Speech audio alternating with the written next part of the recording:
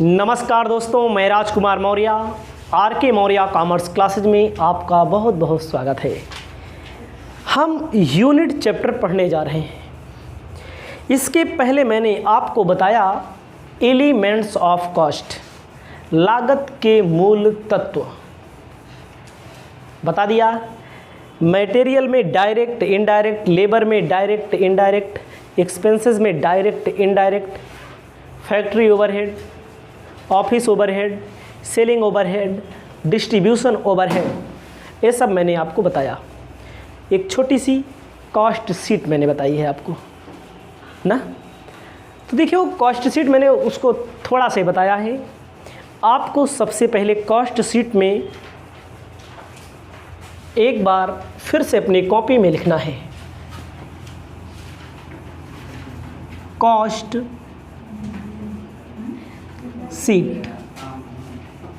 हिंदी में कहते हैं लागत पत्र। जब हम हिंदी में कहते हैं लागत पत्र, तो आपको याद करना चाहिए कैसे बनता है।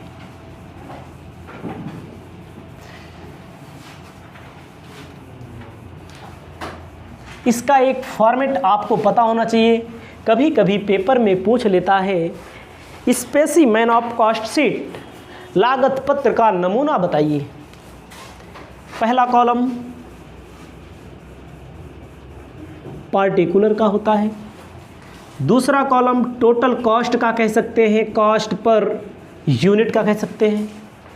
एक तरफ टाइम पीरियड लिख दिया जाता है, जितने समय के लिए, 1 महीने के लिए, 1 साल के लिए, 6 महीने के लिए। एक तरफ लिख दिया जाता है प्रोडक्शन कितने यूनिट का हो रहा है। वो बात की बात है, क्वेश्चन में मिलेगा तो हम आपको बताएंगे। हमें कोई सामान बनाना है तो हमें सबसे पहले मटेरियल चाहिए। क्या चाहिए? मटेरियल।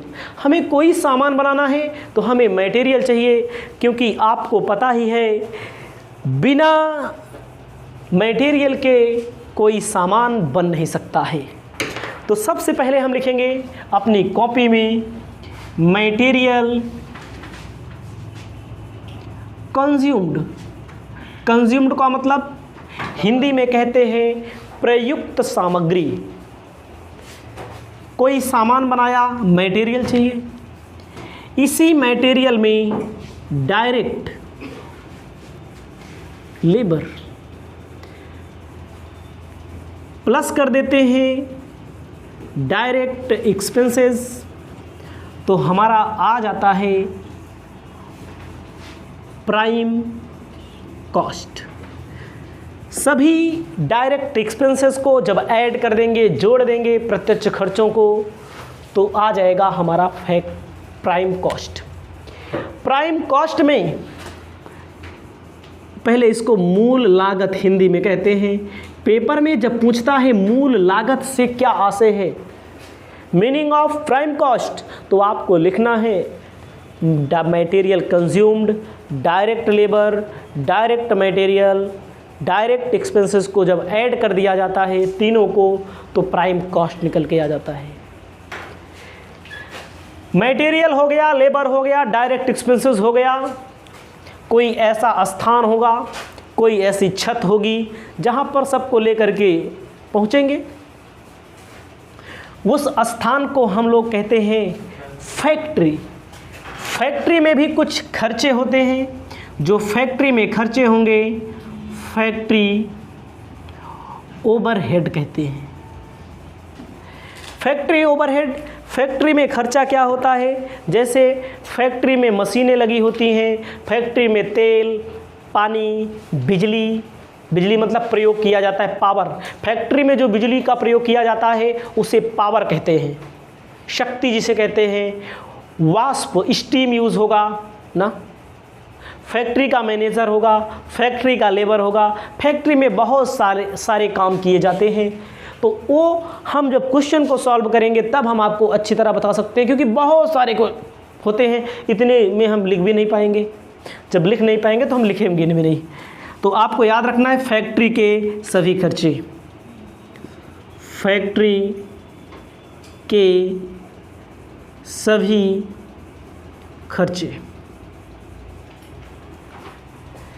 प्रश्न में अगर कोई मिल जाए आपको सेल ऑफ स्क्रैप तो माइनस कर देते हैं। प्रश्न में अगर मिल जाए opening stock of work in progress, कार्य प्रगति पर है, work in progress opening stock का मिल जाएगा तो इसी में जोड़ लेते हैं, मिलेगा क्वेश्चन में मिलेगा तो जोड़ लेते हैं। माइनस कर देते हैं closing stock of work in progress. Opening को ऐड करते हैं, क्लोजिंग को लेस करते हैं, वर्क इन प्रोग्रेस से रिलेटेड है तब। अगर आपको मिल जाए कहीं पर सेल ऑफ स्क्रैप, फैक्ट्री में बोला रहेगा सेल ऑफ स्क्रैप, तो हम लोग यहाँ पर माइनस कर देंगे। माइनस और प्लस करने के बाद जो निकल के आएगा उसे वर्क कॉस्ट, हिंदी में कहते हैं कारखाना लागत, इसे फैक्ट्री कॉस्ट के नाम से जाना जाता है। देखो फैक्ट्री ओवरहेड, फैक्ट्री कॉस्ट भी इसे कहते हैं, दोनों में अंतर होता है। जो फैक्ट्री के अंदर ही खर्चा हो उसे कहते हैं फैक्ट्री ओवरहेड, जो सब मिला करके खर्चा हो उसे फैक्ट्री तक का कॉस्ट कहते हैं। फैक्ट्री ओवरहेड के बाद निकल के आता है भैया, सामान यहाँ बनेगा तो आता है ऑफिस ओवरहेड। ऑफिस ओवरहेड को क्या कहते हैं? ऑफिस ओवरहेड में कार्यालय के सभी खर्चे, हिंदी में कहेंगे कार्यालय के सभी खर्चे। जब कार्यालय के सभी खर्चे की बात आती है तो हम यहाँ लिखते हैं कार्यालय में स्टेशनरी होती है, कानूनी व्यय होता है, कार्यालय में एक मैनेजर बैठता है, चाय पानी की व्यवस्था की जाती है, बिजली पंखा की व्यवस्था की जाती है ना। जब वर्क कॉस्ट में ऑफिस ओवरहेड जोड़ देते हैं तो हमारा जो निकल के आता है उसे कहते हैं कॉस्ट ऑफ प्रोडक्शन, हिंदी में कहते हैं उत्पादित माल की लागत, उत्पादित माल की लागत। अब आपको याद रखना है उत्पादित माल की लागत में हम अगर प्रश्न में दिया है opening stock of finished goods, opening stock of finished goods का मतलब हिंदी में निर्मित माल का प्रारंभिक रहतिया दिया है तो जोड़ देते हैं